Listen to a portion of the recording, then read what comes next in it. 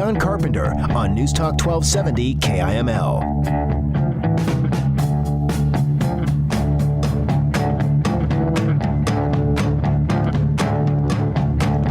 News Talk 1270 KIML. Don Carpenter Show.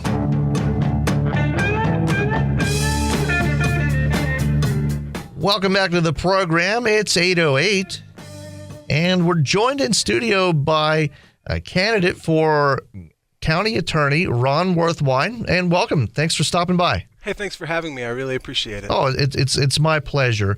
So currently, you're Chief Deputy over at the County Attorney's Office now. Why don't we talk a little bit about your experience first, and what got you into being a prosecuting attorney? Sure. After I graduated law school in 2006, I moved to Gillette, and I went to work for the district court. I worked there for about 2 years. When I went to the public defender's office, I worked as a public defender for a little over 2 years. And then I went to the Nick Carter law firm. After I had spent some time there, I decided it was time for a change, and the office was hiring, so I made the move. Going from defense to prosecution, I thought was going to be kind of a big transition for me, but the reality is it feels very natural. It was a good change. I was glad I made it, and each of my stops, I've tried to get into the courtroom as much as possible. That's why I spent time at the public defender's office. It's one of the best ways to get into the courtroom. Well, and I would imagine that having experience on the defense side of things kind of gives you a little bit of a different perspective when it comes time to dealing with the prosecution side as well. Oh, absolutely. I think it gives me. I can look at a case and kind of gauge, well, where's the defense going to go on this? How do we help our side knowing what the defense might do or could possibly do? I think that experience, being a defense attorney, was valuable to my time as a prosecutor. Now, is that common? And now, I mean, maybe not around here, but as far as in the legal business, I mean, is that a common switch that people make from being a public defender to being a state prosecutor? It's a switch that I've seen, and the people that I know that have made that switch, we all say the same thing, that our time as a defense attorney was valuable. I think it's something that people should look at, because it does give you that perspective to, what's the other side going to say. Well, sure, and I would also imagine it would also help you to make sure to I guess treat the defendants in a fair way, to make sure minimizes on the appeals, I'd imagine. Sure, and it does. It gives you perspective that you're dealing with real people with problems, and maybe there's a program that can help them out and get them off whatever path they're on. Some of the cases that we deal with, that's the thing. Their problem is they're not evil. They have a drug problem. We have a drug court here in town that maybe can help people out of that cycle of drugs and breaking the law and get them on the right path. And it gives you that perspective to realize that what you're dealing with is people, and what can we do to make the community safe and to maybe get this person off the path that they're on. Okay, so now what made you decide that you wanted to run for the county attorney's office? I mean, you've obviously you've worked in a few different positions. You're a chief deputy now. I mean, what made you decide? Chief deputy is not an elected position. So, what made you decide to run for the elected position? Well, I felt like that the experience that I brought to the table, as far as the trials that I've done, the cases that I've handled, the fact that I've been on the defense side gives me the perspective to make good charging decisions. The fact that I am a conservative is going to give me the ability to use the $3.3 million budget to the best, and not try to live beyond what those means are. I knew that that Jeannie maybe didn't want to run again, and I thought that I would be a very good candidate given my experience. Okay, so this is something, and you mentioned, you mentioned your conservative approach to the budget, and that's something a lot of people don't really think of when they think of the prosecutor's office. And I've heard this before, that people always claim that the state has unlimited resources, but that's not really the case, is it? It absolutely is not the case. I mean, we've been very lucky with our energy resources and the money that we get in the state, but of course it's not an unlimited resource. We can't spend money willy-nilly. We really do have to live within our means. And we have the means to keep the public safe and to prosecute the cases that we need to prosecute, but we need to make sure that we are living within those means. Sure. So I guess, and of course that's the main job of the county attorney's office, is to do the prosecuting side to keep the public safe. Of course, the police do the enforcement side. What do you think are the biggest challenges for a city like Gillette? I mean, it's a boom town. It's a growing city. I mean, we're looking at another boom coming up here. I mean, what do you think are the biggest challenges for us?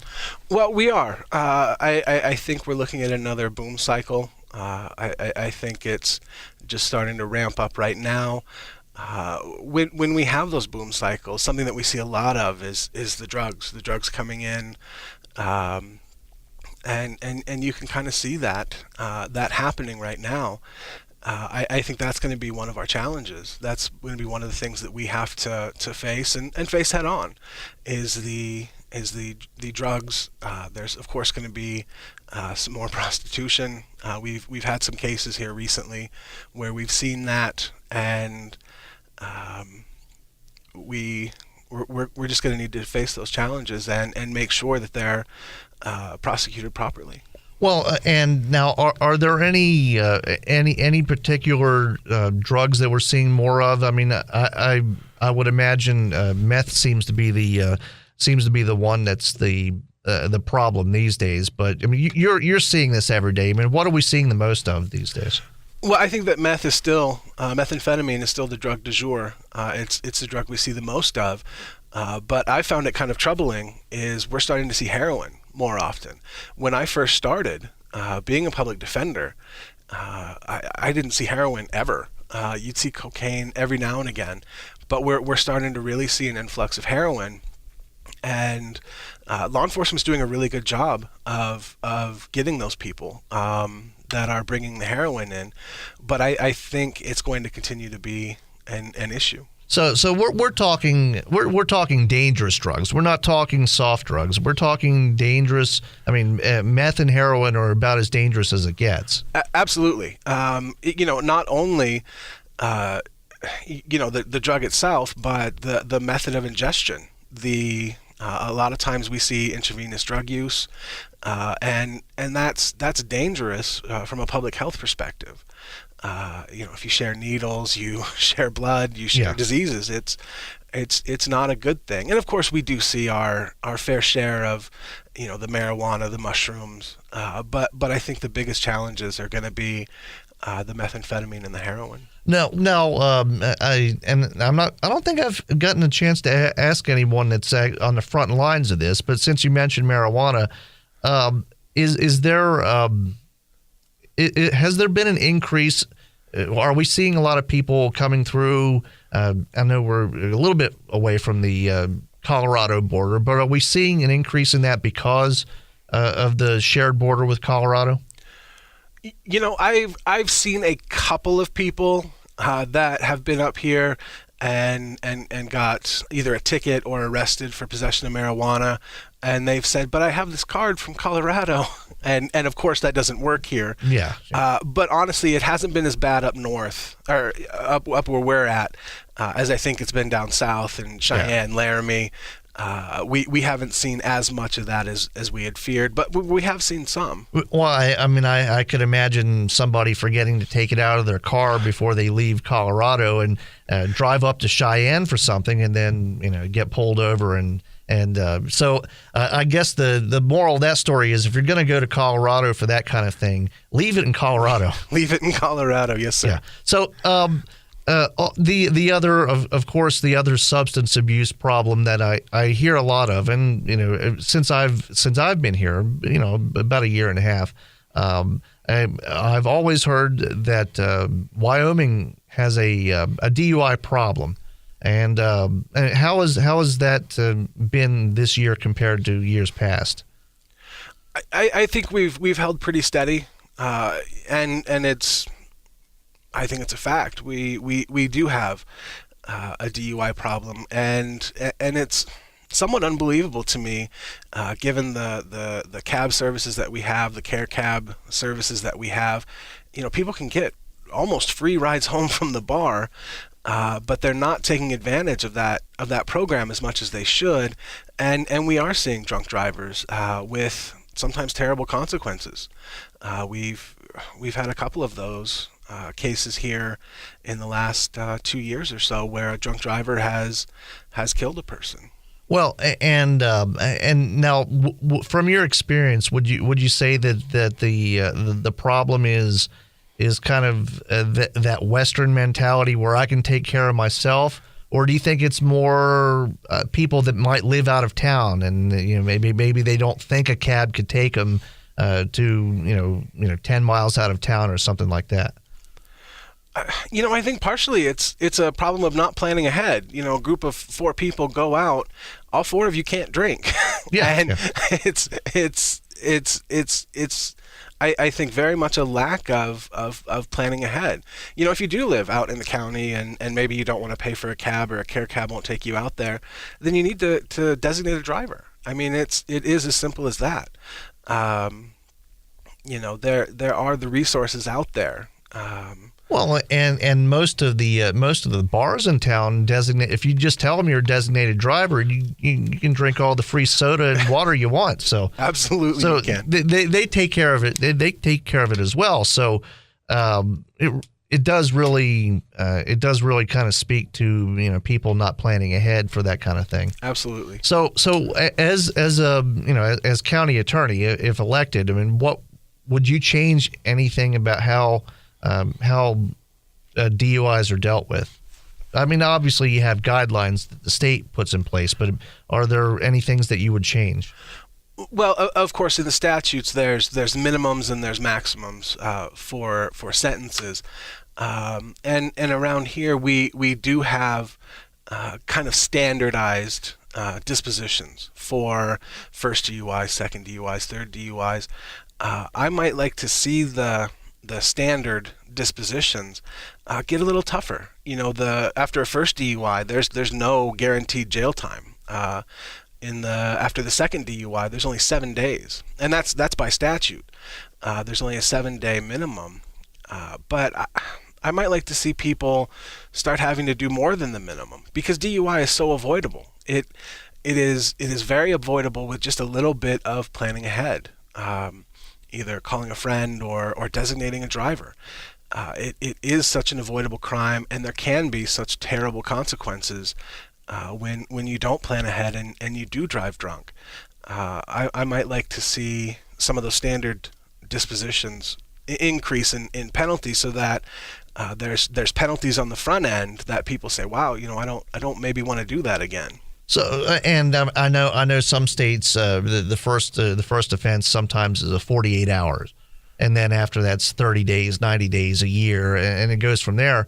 So you're thinking within obviously within the state minimums and maximums, you'd like to try to bump those up. Of course, I guess I imagine that the final say is on the judge, but I imagine they start seeing the prosecutor's office ask for a little bit stiffer penalties, they'd go along with it. And absolutely, the judges do have the final say on sentences, but I think our judges see the same thing that we're seeing. They're saying the same people sometimes over and over again on these DUIs, and I think that if we start ratcheting up what we're asking for, I think that the judges may Sure. may go along with that. Okay, are there? I guess are there any I guess hurdles in the way of that as far as dealing with dealing with the other I guess the other prosecuting attorneys. So if you're elected county attorney, I imagine the attorneys under you would have to go by your guidelines, right? Well, right. We, the county attorney, one of the important things. Took me a while to get to that one, but that's what I was trying to get to. You got there. One of the things that the county attorney does that's very important is set policy. And if elected, if we ratchet up some of those DUI, the deals that are made, then we have some good attorneys in our office, and they're going to follow what the policy is for sure. Okay, so and since you mentioned deals that are made, and this is something we've been seeing a lot of in the news lately. I know I've talked about it quite a bit, and this is the first time I've had a chance to talk to an attorney about this. But of course the Ray Rice case in New Jersey, where he was accepted into a diversionary program of some sort. I'm not sure exactly what the term for it is, but and I've seen this in other states as well. I mean, I've seen this from personal experience. I mean, I know some people that have been involved in domestic violence situations where, I'll just say in specific the state of Delaware, I've seen the same guy go through this diversionary program 2-3 times. I mean, he'll finish the year, it gets rubbed off the books, and then he gets arrested again for another domestic violence. And there seems to be this big cycle of violence that that at least that state isn't doing anything about. I mean, as county attorney, I mean, what would you be able to do about something like that? Well, the cycle of violence it exists. It's a real thing. We see it in action quite a bit. You'll see someone who's a victim of violence, and right after the violence happens, we'll get some good pictures of bruises, and the victim will tell us their story. Listen, my spouse punched me and threw me down and kicked me.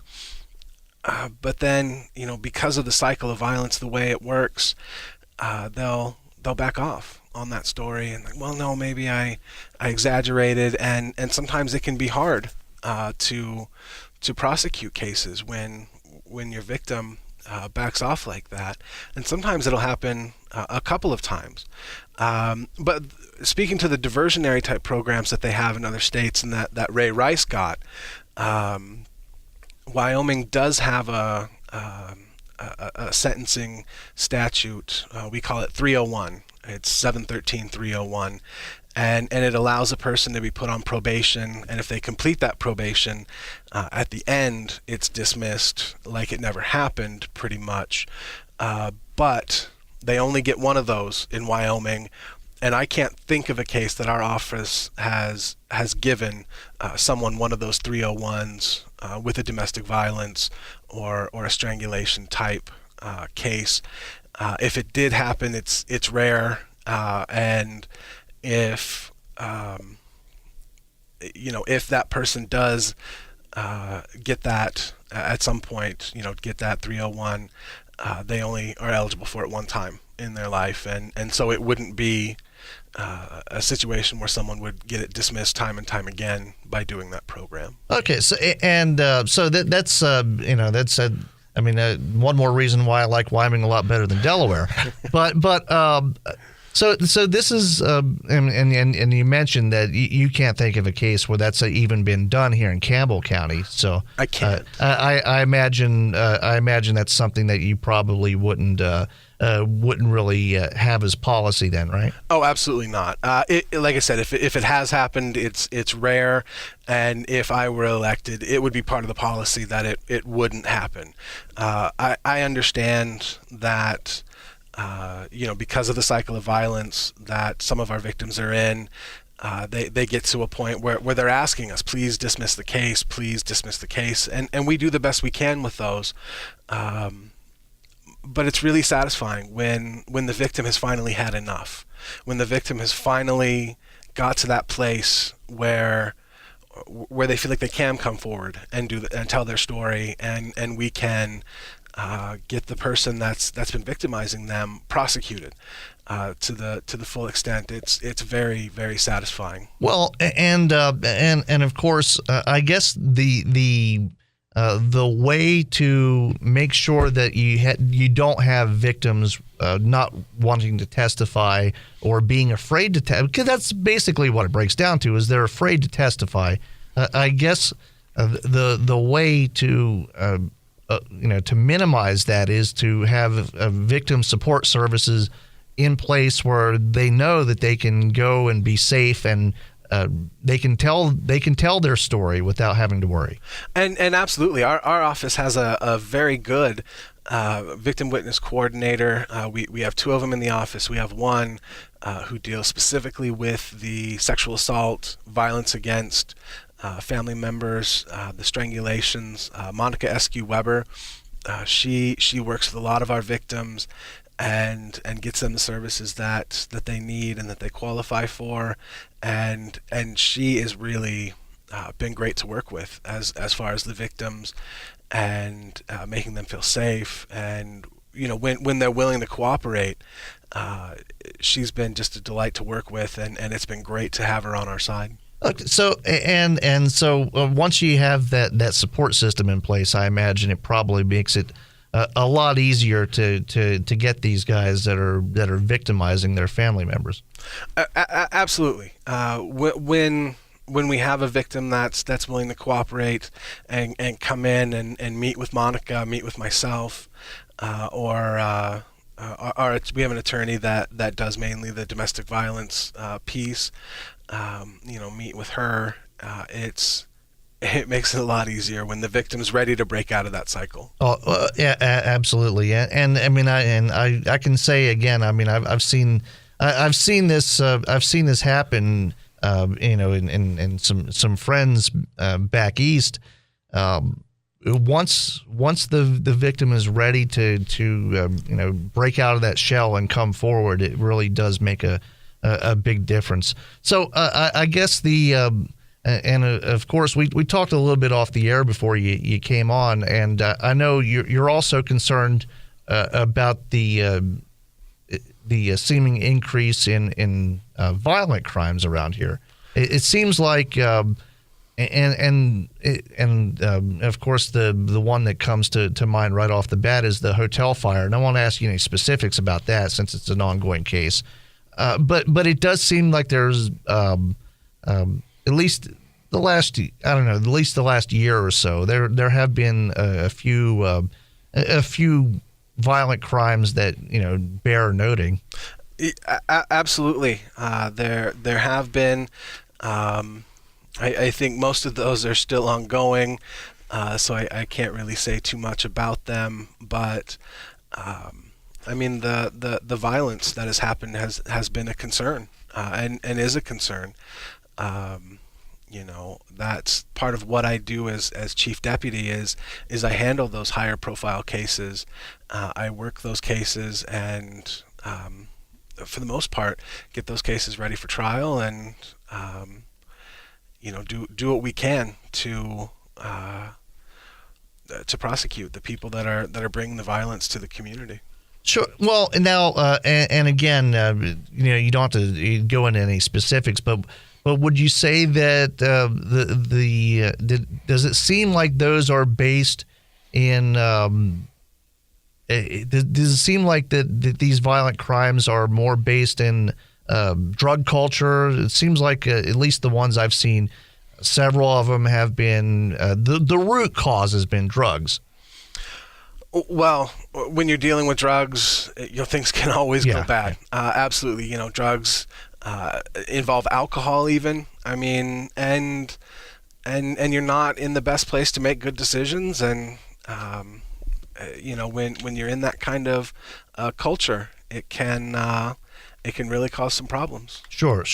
So, is there anything you would change about the way the county attorney's office handles those violent crimes? There's not. I think it's important to have one person who's kind of the point person for those higher profile, more violent cases. I think the county attorney's office here and elsewhere have run that way for a long time. I mean, that's kind of part of what the chief deputy does, is handle those higher profile cases so that you have kind of a single point where one person that's kind of working those, and I think that makes sense to do it that way. But I think it also makes sense to it's a collaborative process. I don't sit in my office and work on these cases alone. I mean, we're talking with the other attorneys, bouncing ideas.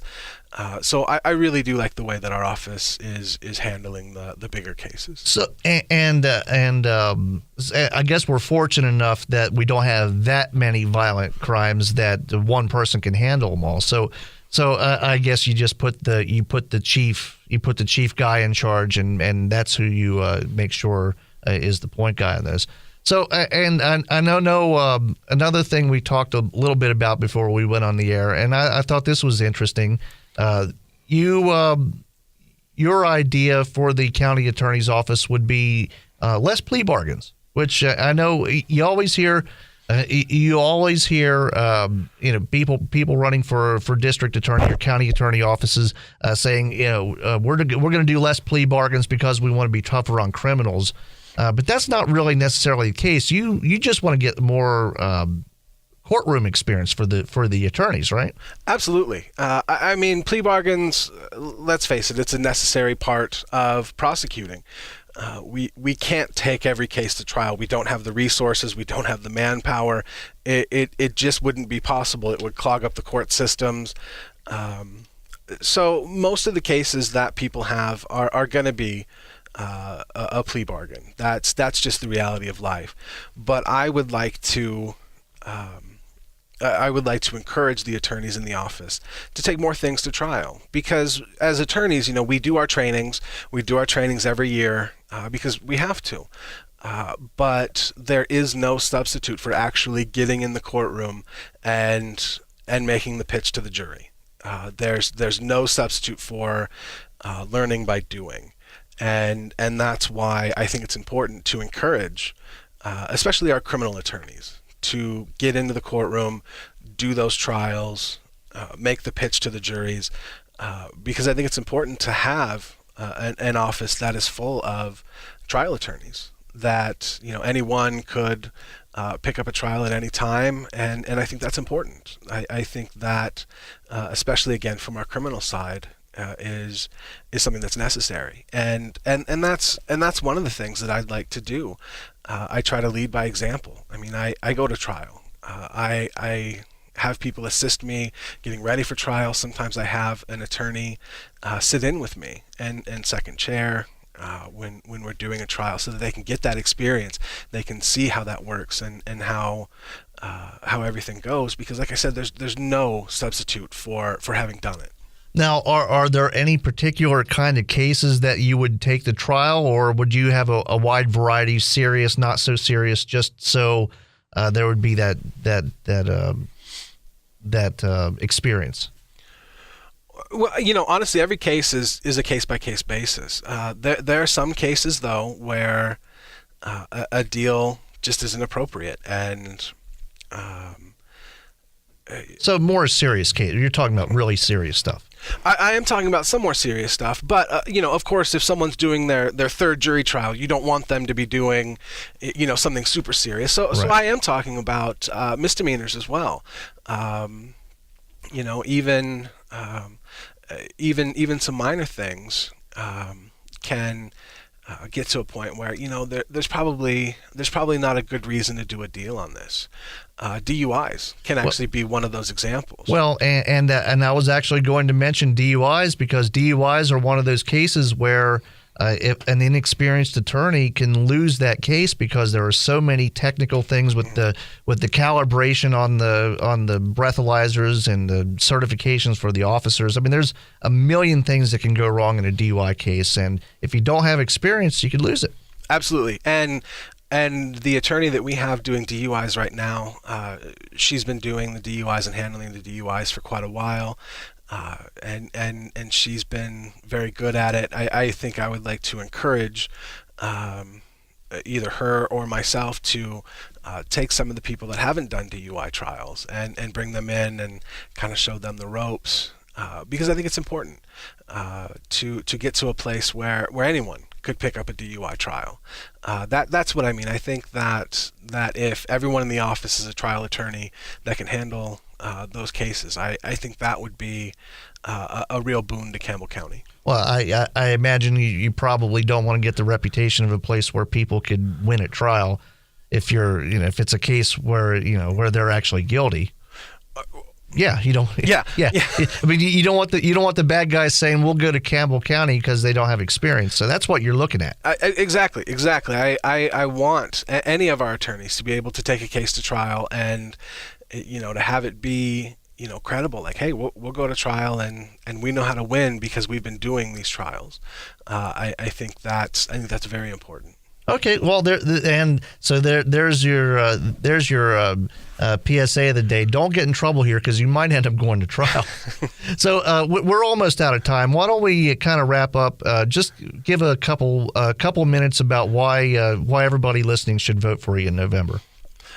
Well, I think one of the things that it comes down to is my experience. I've been in the courtroom. I've done the trials, and the criminal side. I've worked, both sides of this fence. I know and can anticipate what's going to happen. But that job, the jobs that I've had and the experience that I've had in the courtroom is also going to give me the experience to make good charging decisions. That's another thing that the county attorney does is law enforcement brings us the case. Listen, here are the facts. And we go through the facts and we make a determination. What should we charge? Should we charge anything? And I think my experience, gives me the knowledge that I'll need to make those good charging decisions in a timely manner.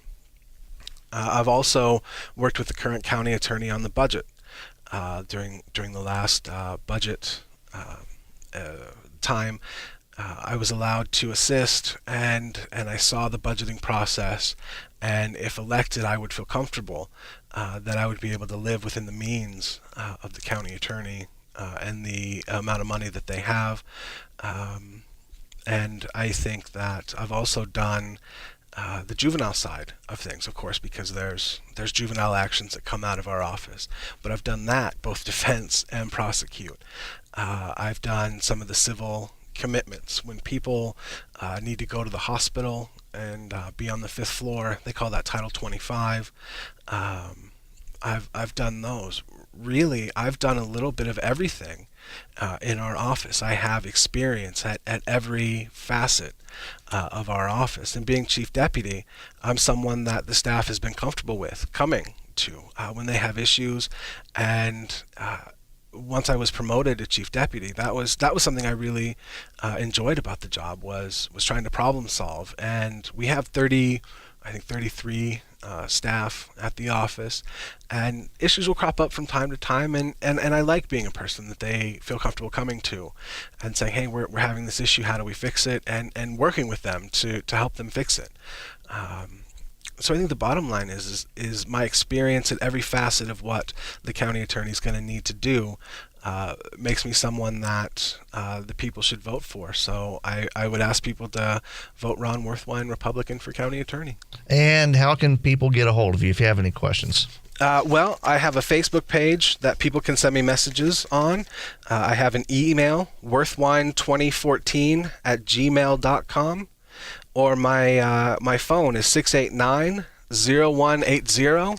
You can send me a text, shoot me a phone call, and if you ever have any questions, comments, or concerns about the campaign, I would be more than willing to talk to people about any campaign issues. Okay, well, and thanks for stopping by. There you go, is Ron Wirthwein, candidate for county attorney, and I want to thank you for stopping by, and hopefully we'll get a chance to talk again soon. All right, thank you, sir. Have a great day. All right, thank you, sir. Have a great day. All right.